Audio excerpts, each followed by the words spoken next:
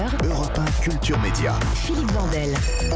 Vous êtes toujours dans Culture Média en compagnie de l'écrivain Jean-Marie Roire. On parle de son livre Mes révoltes. On va mieux vous connaître avec le portrait pré-fame de Lisa Marie Marquez, le portrait de notre célébrité avant sa célébrité. Bonjour Lisa Marie. Bonjour Philippe, bonjour Jean-Marie Roire.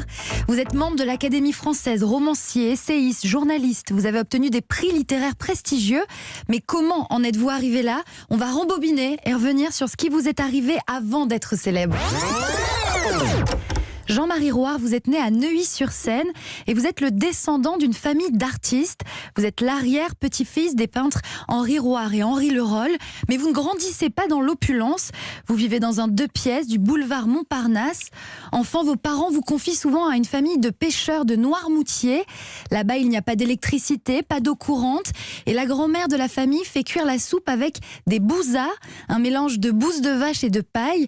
Elle vous raconte des histoires, des contes.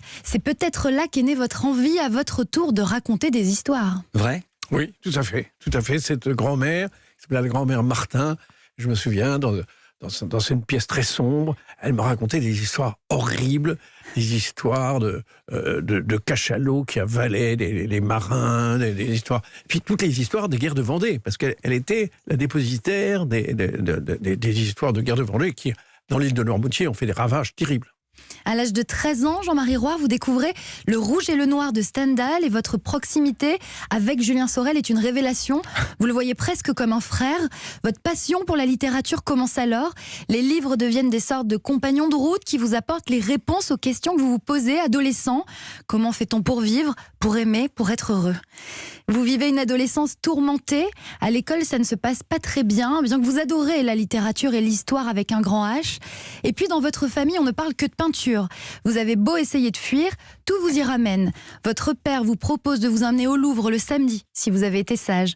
Et à la maison, les oranges et les pommes sont constamment réquisitionnés pour faire des natures mortes. Non, c'est pas vrai. Oui. On dirait une scène de film. Et alors, mon père, le samedi, me disait « Tu as été sage, donc je vais t'emmener au Louvre. » Je dis « Ah non, pas le Louvre. » Parce que j'avais vraiment... c'était trop. Ou alors vous étiez trop sage. Vous vous sentez un peu désespéré, raté. Ce que vous ratez plusieurs fois, c'est votre baccalauréat. Vous l'obtenez au bout de la 5e fois. Puis vous étudiez le droit sans grande conviction. Vous rencontrez le journalisme au hasard.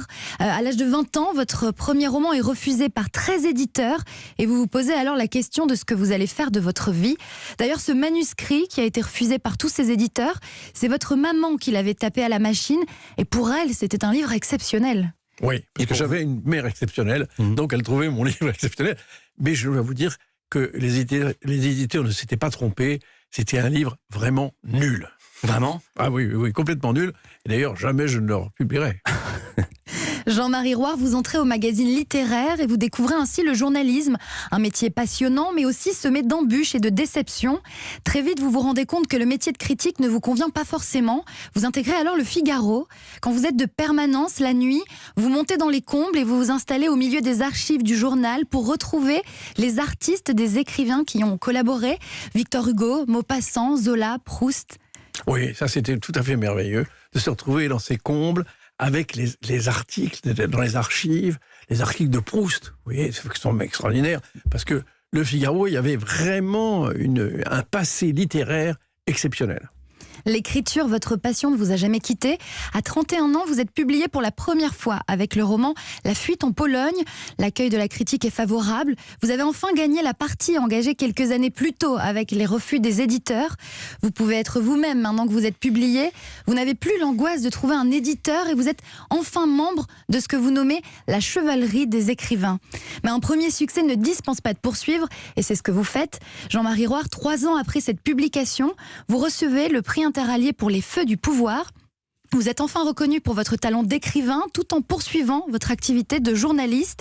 La suite, on la connaît et moi, je m'arrête là.